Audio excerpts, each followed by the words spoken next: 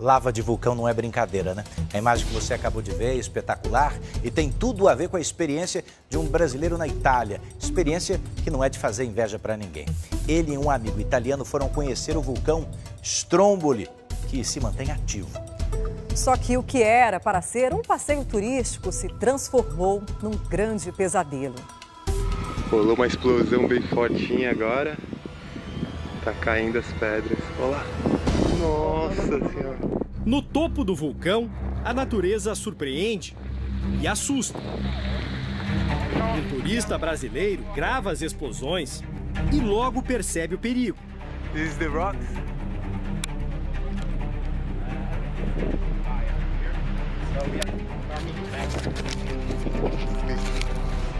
De longe, a imagem impressiona ainda mais.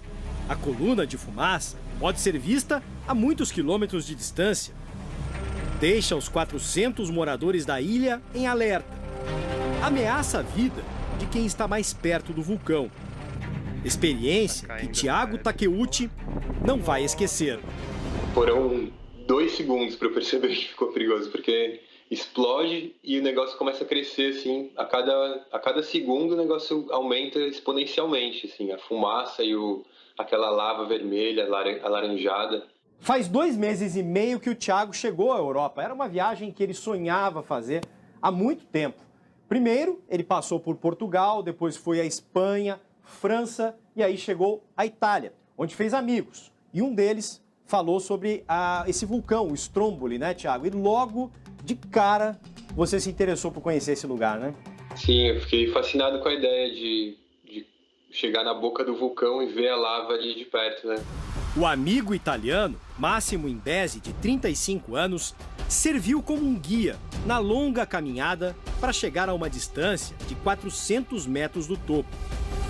Um momento feliz, registrado antes das 2 explosões, antes da situação se tornar dramática. Tô achando tudo lindo, tudo maravilhoso, né? Achando que estava tudo acontecendo nos conformes. Eu resolvi filmar aquilo. Bem na hora que eu peguei o celular para filmar, aconteceu a explosão. Caindo as pedras. Eu só virei a câmera para cima, assim, e vi aquela cena. Daí sim que eu comecei a ficar apavorado. Aquele negócio não parava de crescer. Falei, nossa, vai chegar na gente. Vamos correr, vamos fugir. O maior perigo eram as pedras lançadas pelo vulcão. Tirei a mochila, eu ficava com a mochila na cabeça e olhando assim para ver se tinha alguma pedra chegando, né? As primeiras pedras que chegam são grandes, assim, bem grandes. Daria para esmagar uma pessoa. Este geólogo explica que em erupções como a do Stromboli, o que é lançado para o alto volta numa chuva de pedras.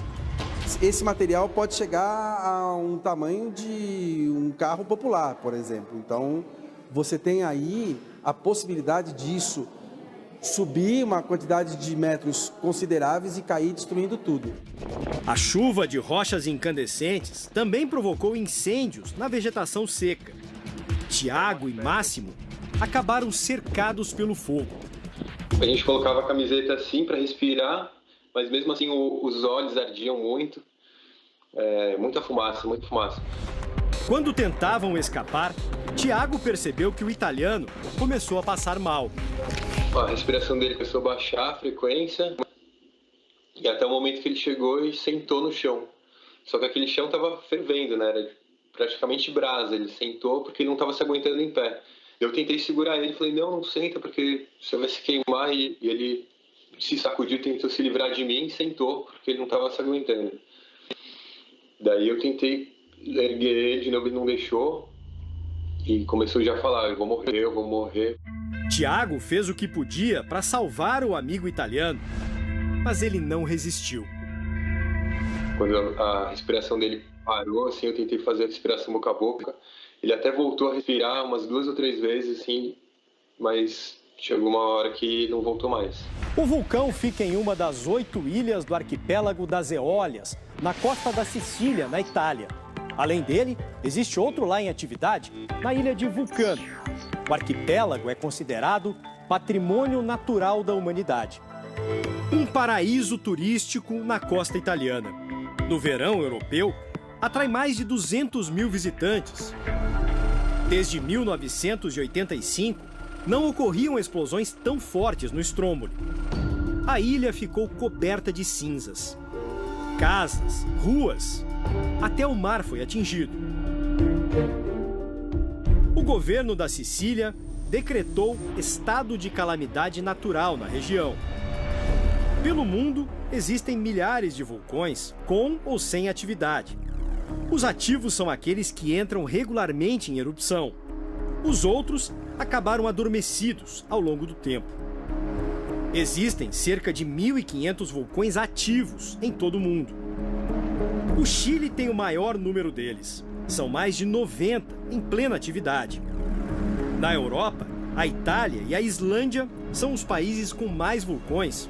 Os que estão ativos são constantemente monitorados, mas é impossível prever novas explosões. Nem um terremoto, nem a erupção de um vulcão. Tem como monitorar, mas saber quando? Não. Para o Thiago, o socorro chegou a tempo. Ele foi encontrado por um guia de turismo quando já não tinha mais forças para tentar descer a montanha. Depois que eu bebi água que eu voltei à consciência, assim, daí comecei a chorar, daí comecei a entender que tudo que tinha acontecido, que eu tinha sobrevivido, o máximo tinha morrido. Mesmo depois de tudo o que passou, Thiago decidiu ficar na ilha de Stromboli. Tô tentando entender e superar tudo isso aqui, porque eu pensei que se eu for embora daqui, eu vou levar comigo todo esse trauma, toda essa situação que eu ainda não assimilei, ainda não consegui superar, né? Nossa.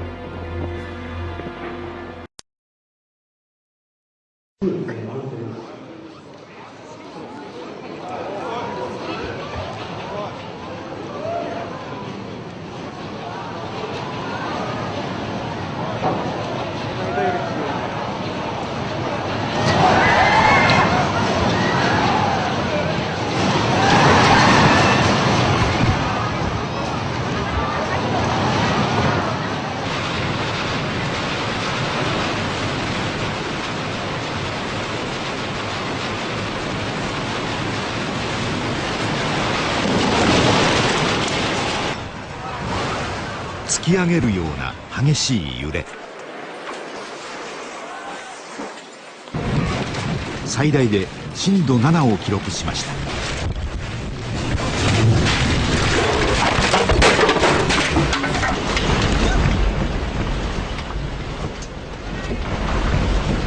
照明灯にご注意ください。照明灯が落ちてくるのをご注意ください。照明灯にご注意ください。頭上に何もないかをご確認ください。横浜スタジアムのギリギリの位置で新宿の高層ビル群が揺れる様子も捉えられていました。カメラ本体の揺れを取り除くとビルが大きく揺れているのが分かります。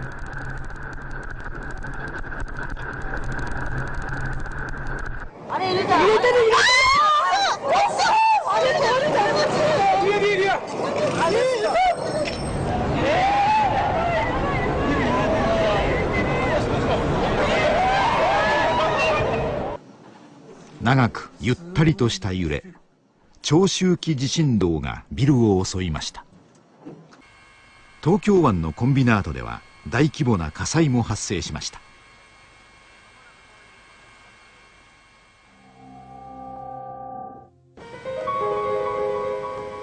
巨大津波です。地震発生から30分ほどで到達しました。来たよ来たよ来たよ来たよ。はあ。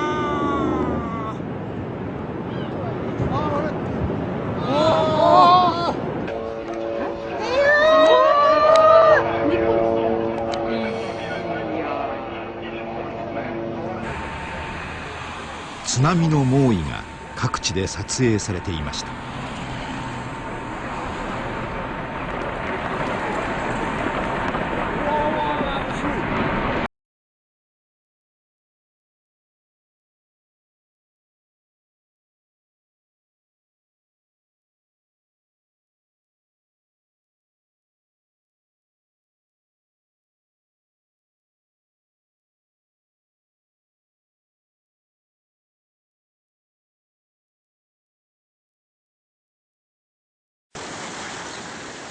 津波は人々の想像を超えて襲いかかりました。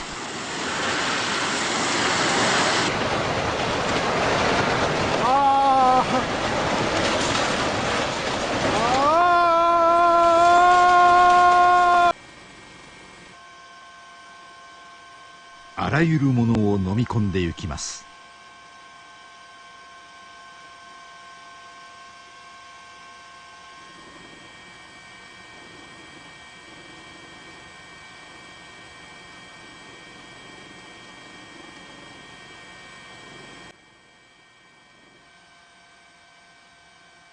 津波は内陸5キロまで侵入してゆきました。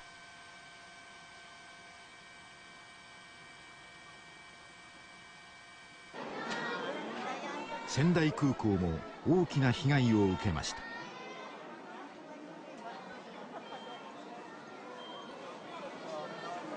空港の駐車場の車両が全部滑走路の方に流れてきて、ヘリも全部流れています。ここも危ないですけど逃げようがありません。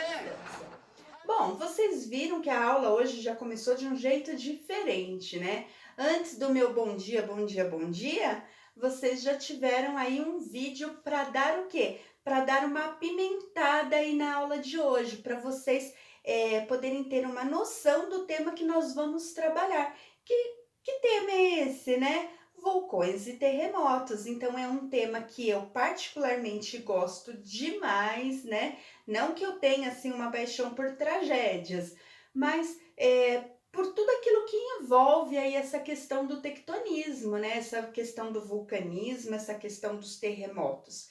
Então é muito importante que nós possamos entender por que acontece isso e quais são as consequências disso. Vocês já viram lá na nossa videoaula sobre tectônica de placas, né? Sobre a movimentação das placas tectônicas, as divergentes, as convergentes, as transformantes, né? Vocês já viram também como a base do como a nossa estrutura geológica se formou, então aí é muito, muito, muito influenciada aí por essa dinâmica das placas tectônicas, né? E uma das consequências dessa dinâmica é o quê? Justamente o vulcanismo e os terremotos. Então, nós vamos estudar um pouquinho mais, nós vamos nos aprofundar um pouquinho mais nesse tema para que vocês tenham noção. Então, quando vocês assistirem um filme agora falando, por exemplo, de tsunami, eu tenho certeza que vocês vão se lembrar dessa aula. Eu tenho certeza que vocês vão imaginar ali, falar assim, agora eu sei por que isso acontece. Isso não vem assim, do nada. Então, qual é a diferença entre um terremoto, entre um maremoto? O que provoca um tsunami? Isso é interessantíssimo, é um tema bem gostoso da gente trabalhar. Aqui no Brasil nós não temos contato assim com vulcões, com terremotos. Tivemos sim já alguns tremores de terra aí, mas como resultado de uma acomodação de terreno e não como movimentação de placas. Beleza, pessoal? Então nós vamos começar aí falando primeiro por que acontecem os terremotos, né? Por que é que a Terra treme? O que se passa aí, né, no interior da Terra para que aconteça esse tipo de evento, essa catástrofe natural? Então, o terremoto, ele nada mais é do que o choque entre placas tectônicas. É um choque assim? Pá! Não, não é um choque assim, até mesmo porque eu já falei para vocês que as placas tectônicas se movem em média de 3 a 5 centímetros no máximo por ano. Então, elas não vão lá em alta velocidade e batem uma na outra. Mas, quando essas placas se movimentam e, conforme elas se movimentam, elas geram o quê? Uma energia. Essa energia, ela se propaga em forma de ondas, né? Ondas de energia. E é onde essas ondas vão arrastando tudo que encontra pela frente. Vai fazendo o quê? Tremer. Então, nós sentimos, né? Quando tem um abalo sísmico, a gente sente aí que a Terra realmente está se movimentando. Eu nunca presenciei, espero nunca presenciar, mas os relatos contam o quê? Que a pessoa realmente sente que está tudo ali fora do lugar, tudo tremendo. Então, o terremoto, ele nada mais é do que a movimentação dessas placas quando ocorre o choque entre uma placa e outra. Daí a gente fala assim, ocorre o choque entre uma placa e outra. Então, quais são os limites em que podem acontecer os terremotos? Então, vão ser os limites transformantes, né?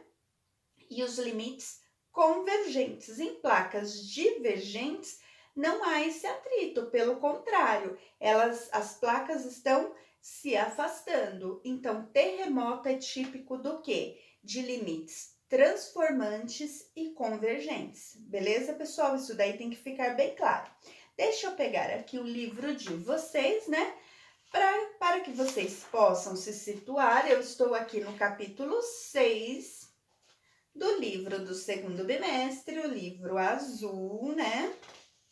Porque teve pessoal aí que já me perguntou, professora, qual é o livro desse bimestre? Eu falei, misericórdia, Jesus, né? Você precisa pelo menos saber qual é o livro que você está se baseando. Então, vamos lá, né? O volume 2 do segundo bimestre, capítulo 6. Eu estou lá na página 50, caso vocês queiram pegar o livro de vocês e grifar as partes mais importantes, as partes mais relevantes. Bom, então, como eu já expliquei o que são os terremotos, por que eles ocorrem, vamos falar um pouquinho sobre hipocentro e epicentro. Então, o que significa? O hipocentro acontece lá no interior da Terra, onde tem esse choque, onde essas ondas começam a se propagar. Então, nós temos aqui a imagem, né, de onde acontece o hipocentro, e essas imagens, essas curvas, elas significam o quê? As ondas que estão se propagando, a onda de energia ali, né, onde tem aquele abalo, gera aquela energia e ela vai se expandindo. Então, o hipocentro é onde inicia, onde? Lá no interior da Terra. E aí, tem também o quê? O epicentro, que é onde essa onda começa a se propagar, já no exterior da Terra, na superfície terrestre. Então, naquela camada de fora, ali onde realmente vai fazer o estrago que é visível aos nossos olhos. Então, hipocentro, ele vai acontecer ali no interior da Terra, e o epicentro na crosta mesmo, na parte externa da Terra. Beleza? Então, nós já sabemos que existe aí o hipocentro, que acontece lá no interior da Terra, o epicentro na superfície, né? Onde nós vamos poder sentir ali os estragos, né? Os estragos desse terremoto. Pois bem, aí a gente fala assim, como que a gente sabe quando um terremoto é mais devastador ou menos devastador? A gente não mede a catástrofe pelo estrago que ela causa, e sim através de uma escala chamada escala Richter, que ela vai medir o quê? A intensidade, a magnitude desse terremoto. É claro que quanto maior a intensidade, maior é o tremor, né? E dependendo de onde esse terremoto de onde for o epicentro, maior vai ser o estrago. Aí você fala assim, eita professora, pera lá, vamos com calma, ó. O terremoto mais intenso, de maior magnitude já medido até hoje, foi o terremoto de Valdívia. Por que Valdívia, né? Porque ele aconteceu, né?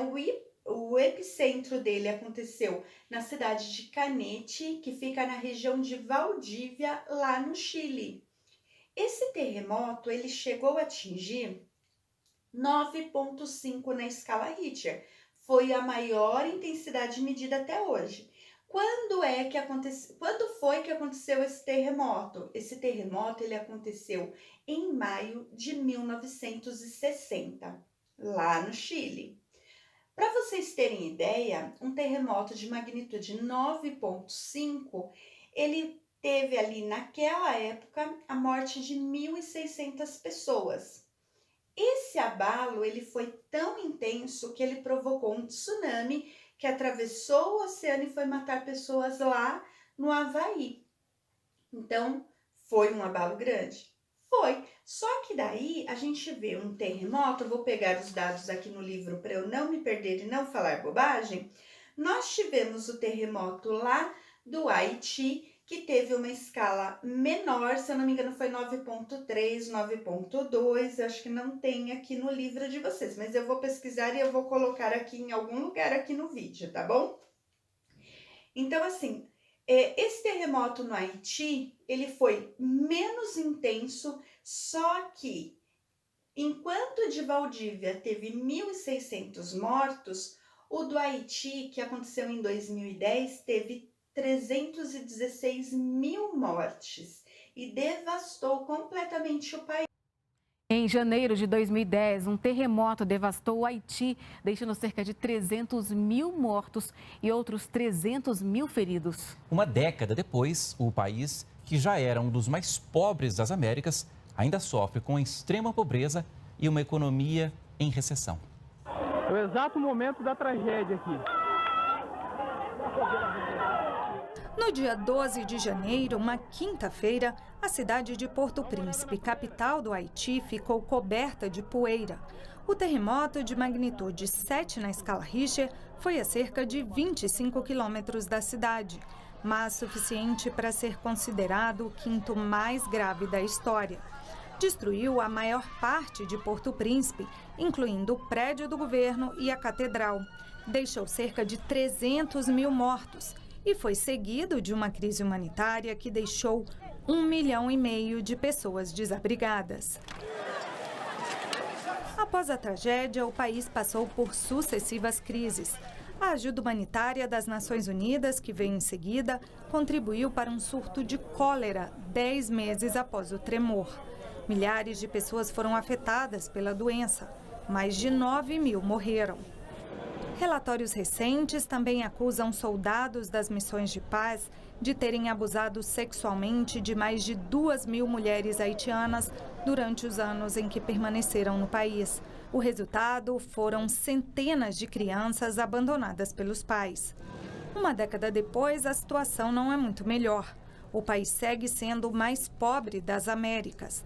60% da população tem renda menor que $2,40 por dia. E após anos com uma economia estagnada, o produto interno bruto do país decresceu em 2019, aprofundando a crise no pequeno país da América Central. Então a gente vê o quê?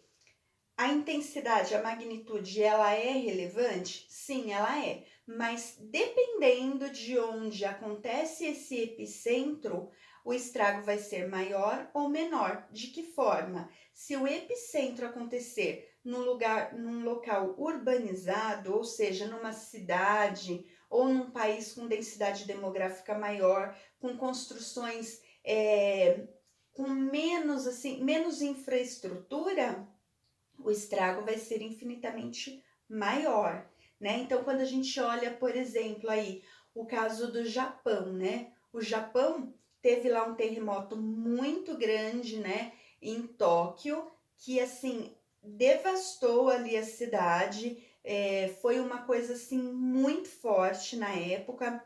Tiveram vários mortos.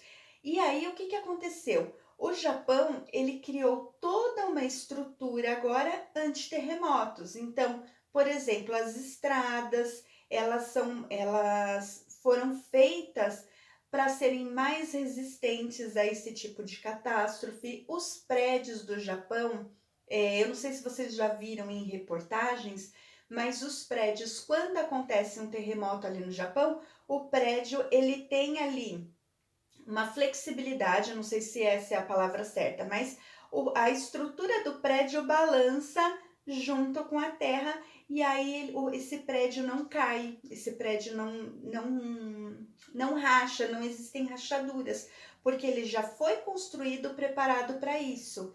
Aí a gente já vê o quê? A diferença de classes, né? Então, por exemplo, uma cidade japonesa como Tóquio, ela vai se reerguer muito mais rápido, porque ela é uma cidade que tem uma certa estabilidade econômica, né, que tem recursos para, no caso de uma tragédia, ela se reconstruir rapidinho. E até mesmo para se edificar, né? Então, à medida que os prédios vão sendo construídos, eles já vão se preparando caso aconteça, para serem mais resistentes caso aconteça um terremoto, por exemplo.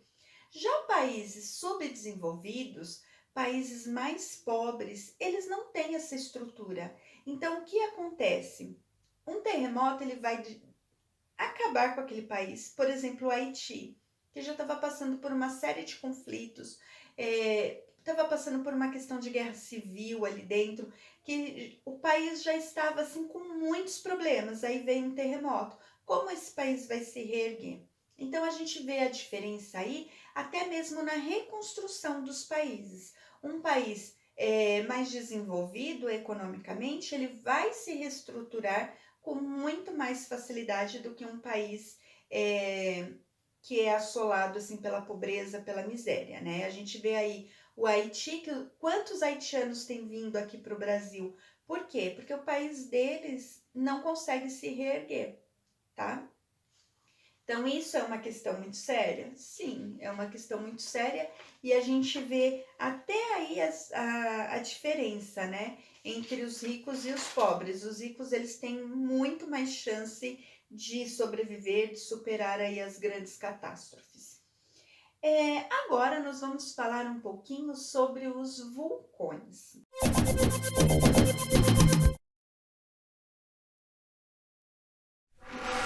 A maioria dos vulcões fica no Círculo de Fogo do Pacífico. A região é onde as placas tectônicas se encontram e tem uma atividade sísmica intensa. As placas são grandes porções de rocha que formam a superfície terrestre. Elas se movem sobre um leito de magma e estão na origem de dois tipos de vulcão. Quando duas placas se chocam, uma desliza sob a outra, no que se chama de zona de subducção. A pressão e o calor forçam o magma nas fissuras das rochas até que ele explode na superfície como lava, causando uma erupção. Rochas derretidas, detritos e gases do interior da Terra também são liberados. Outras placas se distanciam em zonas de divergência.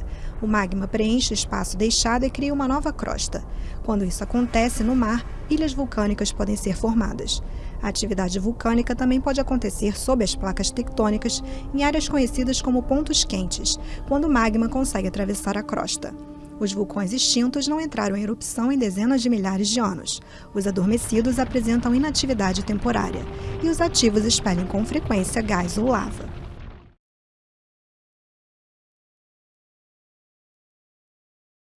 Então nós temos lá, olha, nós temos a câmara magmática. O que vem a ser a câmara magmática? É onde esse magma está concentrado ali, fazendo uma pressão para que ele possa ir para a superfície terrestre. Depois nós temos o quê? A chaminé. Então a chaminé é fácil, né? Quando a gente fala chaminé, é o ponto de saída. Saída do quê? Saída de cinza, de lava, de rochas, né, que estão ali. Então, conforme ele explode ali, tudo aquilo que está ali na superfície vai sair por onde? Pela chaminé. Nós temos o conduto lateral. O que vem a ser o conduto lateral? Nem sempre o vulcão ele vai seguir a mesma rota.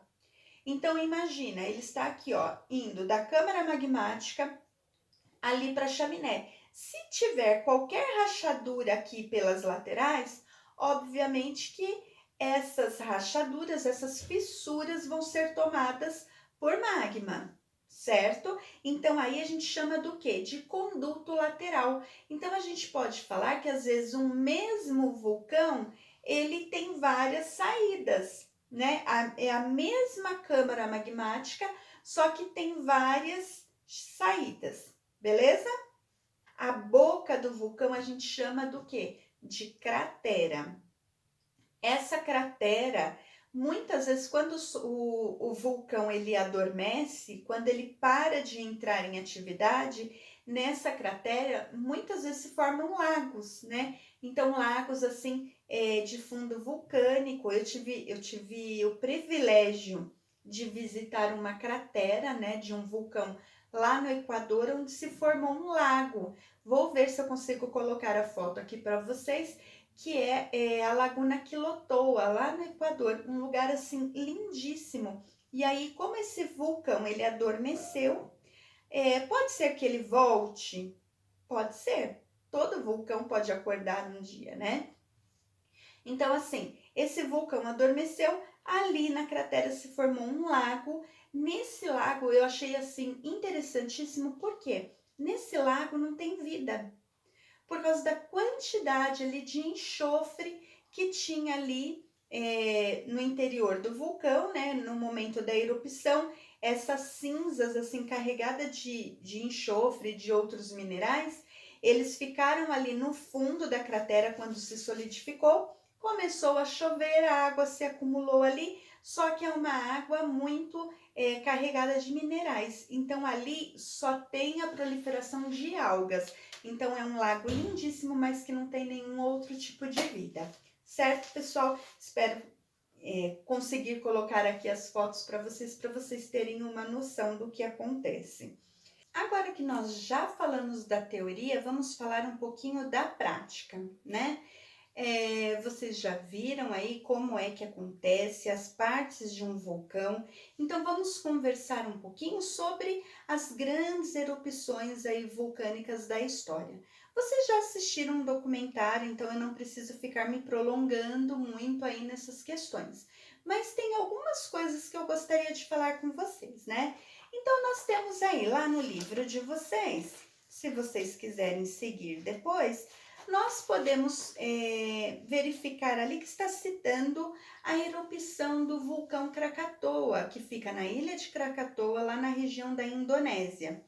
Então, esse vulcão ele entrou em erupção em 1883, foi uma explosão gigantesca.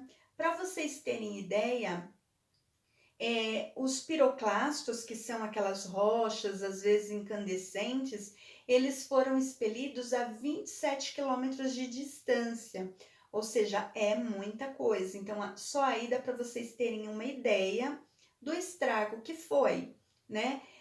Matou muitas pessoas, né? Através dessa erupção, derramamento de lava, os vilarejos que ficavam ali no entorno.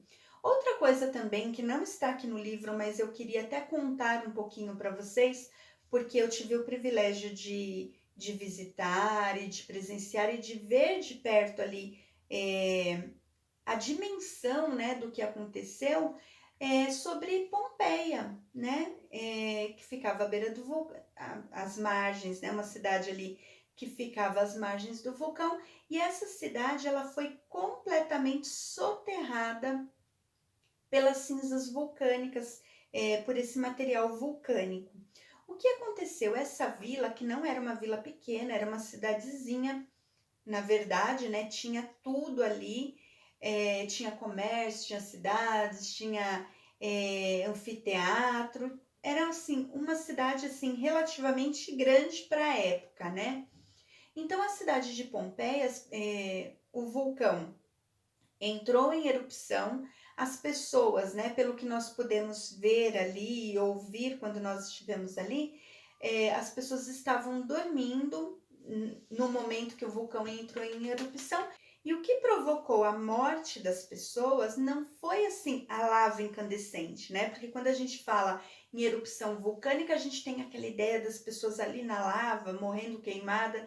Não foi isso. Na verdade, as pessoas morreram intoxicadas pelos gases que foram liberados pela erupção, principalmente dióxido de enxofre.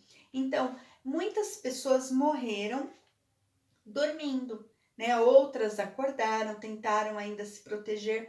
Então, quando você visita ali as ruínas de Pompeia, né, que depois de muitos anos começaram as escavações, né, e começaram, eles estão ainda num processo, na verdade, de restaurar a cidade. Então, quando você anda nas ruazinhas ali, tem muitos restauradores ali tirando, limpando, para quê? Para trazer a cidade de volta, né? Não como uma cidade com moradores, mas como um sítio arqueológico para estudo, para visitação, para desenvolver também o turismo daquela região. Então, quando os escavadores começaram ali a fazer esse processo de retirada de cinza, de escavação, eles verificaram que tinha espaços ocos. E aí eles viram que, na verdade, aquele espaço oco que tinha ali quando eles começavam a escavar, eram silhueta de pessoas. Então, era como se fosse o molde das pessoas que morreram. E aí, o que eles fizeram? Eles começaram, todas as vezes que encontravam um espaço assim, eles injetavam como se fosse um cimento, e aí retirava todo aquele material vulcânico em volta, fazia um processo de limpeza, e aí dá para ver direitinho o formato das pessoas, crianças, animais. Então estão expostos lá nas ruínas de Pompeia, tem um museu lá dentro, tem algumas partes assim que você olha e você consegue ver a silhueta. É muito interessante de você ver, e você fica ali andando e você fica imaginando como será que as pessoas viviam, como será que foi no dia, né? Não deu tempo de fugir, então na verdade você vê que a erupção de um vulcão, ela não mata só pela lava incandescente, só pelos piroclastos que são lançados. Ela mata também através dos gases que são liberados aí na hora dessa explosão. As próprias cinzas também ficam em suspensão no ar e as pessoas não conseguem respirar, né? Vale muito a pena, vou colocar algumas fotos aqui. Se vocês tiverem interesse, entrem lá no Google, entrem no YouTube, vale super a pena assistir, afinal de contas, conhecimento é uma coisa que a gente nunca perde, né? Então, os vulcões, eles são classificados em ativos, dormentes ou extintos. Então, vulcão ativo é aquele que continua em atividade, ainda que não haja o derrame de lava. Então, por exemplo, lá na cidade de Pucón, por exemplo, tem lá o vulcão Vila Rica. Ele está lá lindo, ele não mexe com ninguém. Mas você passa lá durante o dia e você vê uma fumacinha saindo da chaminé. Isso significa que o vulcão não está dormindo, não. Ele está lá em atividade, só que não tem tanta pressão, né, ali no interior dele para que a lava saia, para que o magma saia e se transforme em lava, certo? Então, mas ele está ali, é um vulcão em atividade. Alguns vulcões entram em erupção assim do nada. Não sei se vocês se lembram de um vulcão que teve no Havaí, eu não lembro se foi o ano passado ou o ano retrasado, que causou bastante destruição também, porque a lava ia passando, região de floresta, a lava está incandescente, então ia provocando incêndios, né? O tráfego aéreo é interrompido por causa das cinzas que ficam em suspensão. No Chile também nós tivemos um problema há um tempo atrás, que um vulcão entrou em erupção, não provocou assim mortes, grandes estragos, mas como teve a erupção, as cinzas foram lançadas no ar, ficaram em suspensão e aí ficou a visão foi prejudicada, né? Então todo o tráfego aéreo ficou ali, acho que uns 10, 15 dias comprometido porque não tinha visibilidade, tá? Então, aí a gente fala assim, os vulcões ativos, beleza. Os vulcões que estão dormentes, eles podem acordar? Podem, a qualquer momento, né? Então, é perigoso ter ali um vilarejo, ter uma cidade aos pés de um vulcão? Sim, é perigoso. Existem vilarejos aos pés de um vulcão? Sim, inclusive cidades turísticas. Eu falei para vocês de Pucón. Tem Pucón, tem Porto Montt, tem Porto Varas, tem muitas outras cidades que ficam bem aos pés do vulcão e é um atrativo turístico. Em Pucón e em Vila Rica, por exemplo, tem até uma estação de esqui, porque na época do inverno o vulcão ele fica todo coberto de neve e o cone ali do vulcão é uma estação de esqui perfeitinha, então o povo fica ali. Pode acontecer alguma coisa? Pode. Na Islândia teve, acho que o ano passado, teve uma erupção e inclusive tinham pessoas que estavam subindo na cratera do vulcão. E pessoas, me parece que pessoas morreram ali, foi muito tenso o negócio. Então, é uma coisa assim, natureza é algo bem imprevisível, você nunca sabe. E aí, por exemplo, o vulcão extinto, tá? Ah, o vulcão foi extinto. Tudo bem, ele é extinto até que ele resolve voltar em atividade. Quem vai garantir? Ninguém garante. Por quê? O interior da Terra está em constante movimento, né, pessoal? Então, não tem como a gente falar assim, ah, isso não vai acontecer mais. Pode acontecer sim. Aí tem lá, na página 56 de vocês, falando sobre as consequências do vulcanismo, né? Já falei de várias aqui, né? Já citei exemplos, mas vamos seguir bonitinho aqui pelo livro para nada se perder pelo caminho. Vai que cai na prova, né, galera? Então, primeira consequência. A lava que escorre pelas encostas do vulcão pode atingir povoados e cidades a quilômetros de distância, destruindo tudo ao seu caminho. Gente, isso é fato. Ninguém consegue conter a lava de um vulcão. Não dá. Ela vai, enquanto tiver força, ela vai destruindo tudo, vai queimando tudo que ela encontra pelo caminho. Os piroclastos que são lançados. O que são piroclastos? São aquelas rochas, né, que estavam ali tampando a chaminé e na hora da explosão vai tudo pelos ares. Ou então até mesmo a lava vulcânica, né, que sai em forma de, falar o português claro, umas bolotas de lava incandescente, então sai aquilo que atinge, pode provocar incêndios, pode provocar muitos estragos se atingir pessoas, casas, prédios, carros, enfim, né, tudo que encontrar pela frente. Os gases tóxicos, como eu já falei, no caso principalmente do SO2, que é o dióxido de enxofre. A Vanessa me corrige se eu estiver errada, mas o dióxido de enxofre. As cinzas vulcânicas, que vão prejudicar o quê? A visibilidade do céu, vão prejudicar o tráfego aéreo, né? Podem provocar acidentes, até mesmo não só no céu, né? Mas, por exemplo, numa estrada. Se não tem visibilidade, pode provocar acidentes também. As partículas, essas partículas, a fuligem que sai ali, ela pode ficar em suspensão no ar.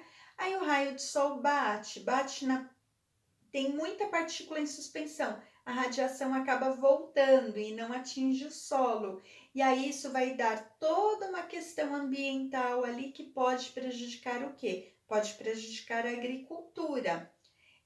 Outra coisa também, que são as explosões. Essas explosões, elas podem ser tão intensas, tão fortes, que pode provocar um tremor de terra, um terremoto, né? Então, esse terremoto, ele também, essas erupções, esses tremores, aí, essa explosão, também pode provocar o quê? Os tsunamis que a gente já conhece, que a gente já falou, tá bom? E aí nós temos uma coisa que eu acho muito, muito, muito legal falar sobre isso, que é o ciclo de fogo, né? Vou colocar a imagem aqui, vocês têm o mapa aí no livro. O ciclo de fogo, ele nada mais é do que todo o contorno da placa do Pacífico. Por que é chamado de círculo, né? Deixa eu pegar aqui, porque o mapa tá aqui, mas eu não estou vendo. Então, a placa do Pacífico, ela vai fazer uma curva. Então, eles chamaram carinhosamente, né? Parece mais o nome de um mangá japonês, mas chamaram de círculo de fogo. Então, a placa do Pacífico, ela vai contornar alguns continentes, né? Pouca coisa, só o continente americano total ali, o continente asiático, né? Vai pegar uma parte das ilhas ali da Oceania. Então é pouca coisa, gente, é quase que o mundo todo, na verdade, né? Mas esse círculo de fogo, por ser um encontro de várias placas tectônicas ali que fazem a ligação com a placa do Pacífico, é uma região onde existe muita atividade vulcânica. Então, vai ser a região de maior atividade vulcânica do planeta. Então, quando você olhar aqui no mapa todos esses planetas, todos esses planetas não, gente, desculpa. Quando você olhar no mapa, voltando, né? Quando você olhar no mapa todos os países que estão ali contornando esse círculo de fogo, vão ser países que tem que tomar muito cuidado com o quê? Com vulcões, né? Vulcões, terremotos também, por que não, né? Eu já falei até que as explosões, as erupções vulcânicas podem provocar tremores de terra, né? Então, é uma região muito perigosa, muito linda, porque tudo que envolve vulcão é lindo, né? Até mesmo quando você fala da vegetação no entorno de um vulcão, né? O solo ali, onde tem aquela areia vulcânica, onde tem aquele solo de origem vulcânica, ele é muito rico, ele é muito, assim, propício para a agricultura também, né? Então, algumas cidades se formam ali no entorno, mas é uma região realmente que tem muita atividade vulcânica.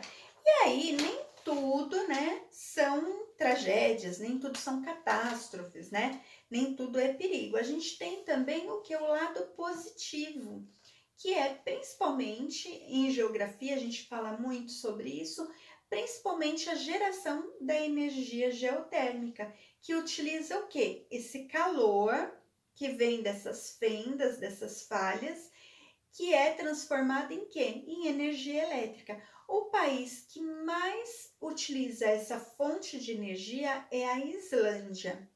Presta atenção nesse nome, gente. Quem tiver interesse, corre lá no YouTube, assiste alguma coisa porque vale muito a pena. A Islândia é um país lindíssimo, riquíssimo em paisagens, né? Umas paisagens assim muito diferentes e que se faz valer aí da energia geotérmica. Então, eles constroem ali as usinas nos locais onde existem essas falhas aí geológicas que tem essa atividade vulcânica. Beleza? Outra coisa também, né? Além da geração de energia, eu já falei também para vocês, vou repetir para que vocês não se esqueçam, a questão do solo extremamente fértil. Então, algumas regiões ali que estão nas encostas ou até mesmo ilhas de formação vulcânica têm um solo muito fértil e muito bom para a agricultura. Bom, por enquanto é só, eu vou ficando por aqui. Volto numa próxima aula para a gente falar agora sobre os perigos no Brasil, não de vulcão e não de terremoto, porque vocês sabem que o Brasil está no centro de uma placa tectônica, então desse risco a gente não corre, esse risco a gente não corre, tá? A gente volta falando aí um pouquinho dessas questões, assim, pertinentes ao Brasil numa próxima videoaula. Não vou gravar aqui, porque senão vai virar quase que um seriado, né? Quase que um Game of Thrones aí com muitas horas aí de duração. Então, volto depois, a gente sintetiza o conteúdo, mas essa questão dos vulcões e terremotos eu queria dar uma atenção maior, porque é realmente muito interessante e muito válido para que vocês saibam, para que vocês aprendam. Vou dar atividade essa semana? Só uma atividadezinha, só para falar que eu não dei nada. Eu vou disponibilizar um questionário rapidinho, bem breve, sobre o conteúdo desta videoaula lá no Google Classroom de vocês, né? Vocês abram lá na parte de atividades, vai estar lá um formulário para vocês preencherem, umas questões para vocês assinalarem. Fiquem atentos ao prazo de entrega, tá bom? Depois dessa data não receberei mais, vou fechar a atividade e aí não adianta chorar, tá bom? E lembrando que no final do bimestre eu não vou correr atrás de ninguém para vocês me entregarem atividade atrasada. Agora vai ser assim, ó, sim, sim, não, não. Se fez, fez, se não fez, ó, beijinho para você, tá bom? Vou deixar só esse formulário rapidinho lá, não vou pedir mapa mental nem resumo, porque vocês já assistiram um documentário sobre vulcões e terremotos que eu disponibilizei antes das férias e já me entregaram, já corrigi, já tá tudo belezinha para vocês, Tá bom, galera? A gente volta semana que vem. Fiquem com Deus, cuidem-se e até a próxima. Beijos!